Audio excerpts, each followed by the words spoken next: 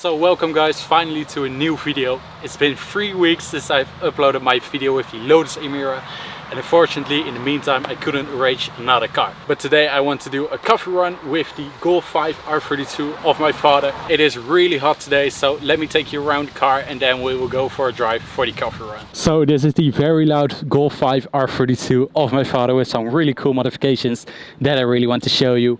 And let's start off with these Milltek wheels, which I really like in combination with the Brembo Z18 brake kit, which you might recognize from a Porsche Cayenne Turbo S. My father modified his Golf R32 mainly for the Nürburgring, and it goes really fast on it, so the modifications are really helping with that. He also de-chromed his whole car.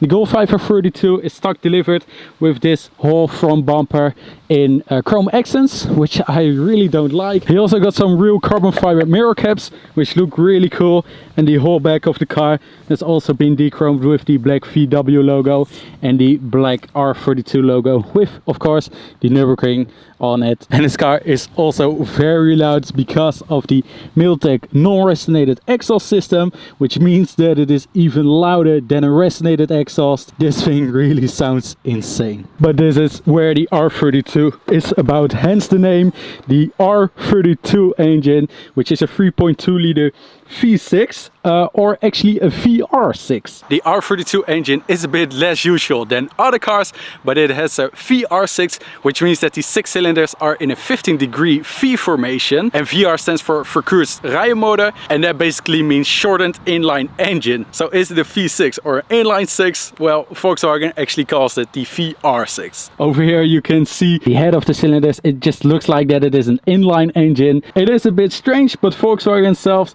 calls it the V6. My father also has a forged motorsport intake, and you can also hear the air coming into the intake, so it also is a bit louder than usual. And then on the interior we still have some parts, for example this Alcantara steering wheel and the Alcantara shift knob on the DSG, which is also modified, or I should actually say tuned. My father found out that the DSG, the dual shift gearbox, is a bit slow stuck, so he got it tuned at the DSG doctor, which is somewhere in the east of the Netherlands, and now it is really smooth and it works perfectly. Sometimes the car also downshifted to first gear, which you don't really want while driving, so it is now much better. And also we got a KW adjustable suspension. It is really soft or really hard. It actually depends on how you want it, but my father has like 3 presets, soft, medium and hard. And for the Nürburgring, of course, he uses hard, and for daily driving soft is actually the best mode. Oh, I almost forgot one thing, and that is the strip race on the rear seats of the car, which actually improves the stability. I really don't notice it, but my father surely does, so that's also a very cool mod. But with that finally said, I think it is finally time to get some coffee.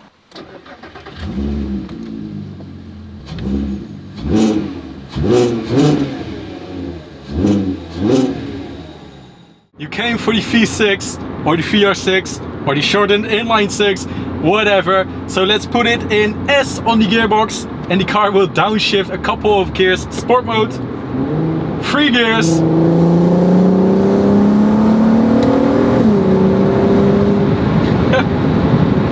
That is such a lovely sound.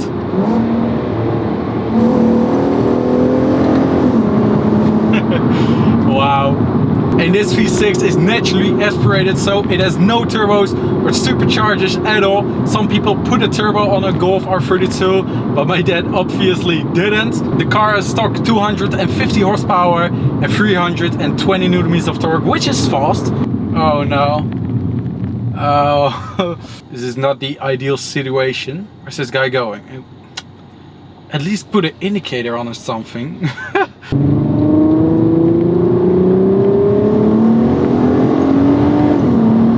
This car is also so loud from the outside. It is ridiculous. But it is such an enjoyable car. It is all about the sound, but the fun thing about this car is that it isn't really fast. I mean, it makes a lot of sound, but it isn't really fast, which is good, because then you're not exceeding the speed limit very fast, which is a good thing about the car. Those sounds are lovely. attracts also a lot of people in sound. Look at those kids. I can really understand why they are looking. The VR6 just sounds incredible, especially with the Milltek non-resonated exhaust on it, as I said earlier. So it is even louder than a stock one or the Milltek resonated one. Sometimes too loud, because it has a very high pitch and the car has only 6 gears in the DSG, which isn't really good. For example, sometimes we go with this car to the Nürburgring and my brother or I have to go in the back seat near the exhaust. And at 3000 RPM on the highway, that there is like a pitch tone which annoys your ears very much. So let's do a pull quickly from first gear. The car automatically upshifts. Those sounds are ridiculous. I really love the color, by the way, which is called Deep Blue. I will buy it definitely too in Deep Blue if I will buy it. So lovely. Loud but not extremely fast. Maybe the best combination in a car, because the cars of nowadays are just so fast. It really goes its way, steers very directly, and I can't wait to take this car again to the Nürburgring and drive my first Nürburgring Nordschleife lap. The brakes are also so good, the Brembo Z18s, which is being used in Porsches. And that is equipped on a Golf R32. DSG also feels really nice after that little fine tune. My father and I immediately felt it after departing from the DSG doctor when the software was customized. It is just so incredibly smooth. Maybe too smooth. That upshift was really fast. I wanted to upshift myself using the flippers, but the DSG felt like, well, it's my turn now. Not a perfect road to test it out, but for the suspension it might is. It is now in the softest mode, and if I put it in the hard mode, you can already see it in my camera. I am shaking and I don't like that. So let's put it back into soft mode. The cool thing about the naturally aspirated VR6 is that you need to push it up in the RPMs to actually make some speed. Completely different than a turbo car where the torque is already a bit low in the RPMs, but with a naturally aspirated engine, it is really at the top of the RPM, so you need to make the sound to make some speed in this car. And I love that. So let's do one last pull before heading to the coffee bar, which is really around the corner over here. Best way to make an entrance to the coffee bar. Change my mind. So here we are. Let's have some iced coffee because I'm really sweating. Let's park here. Maybe we can have a few on the car of my dad. Well, it's quite busy here and I got my Italian iced coffee for like €7.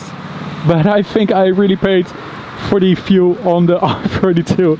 But this is really insane. Just a paper cup with some things in it. I thought like, yeah, an Italian iced coffee for €7. Nice. It isn't even cold. But an iced coffee and it is hot as hell. Well, it's a bit of shame. But I mean, the view is good. Also cool, 911, 991.2. I can still hear it. Love the flat six. Cool place, but not the best coffee. Small status update. I already know why it doesn't taste like coffee. They just put ice cups in it, thinking it will taste like coffee. It is. Look at that. Just imagine if this place had some better coffee. I could have gone to Starbucks for a cool frappuccino for this price. I'd actually love to find some more spots like this where you can chill on the outside, have a seat and take a look at your car. But unfortunately it is quite hard to find places like this. But I'm the only one right now. And it is really cool to just have a seat on the outside and just enjoy the car. So I think it is time to drive back home. I am really going to enjoy those VR6 sounds. Such a lovely sound. So I will be heading home, and don't forget to subscribe, because maybe I'll see you guys in the next time at a better coffee place. I hope so, at least.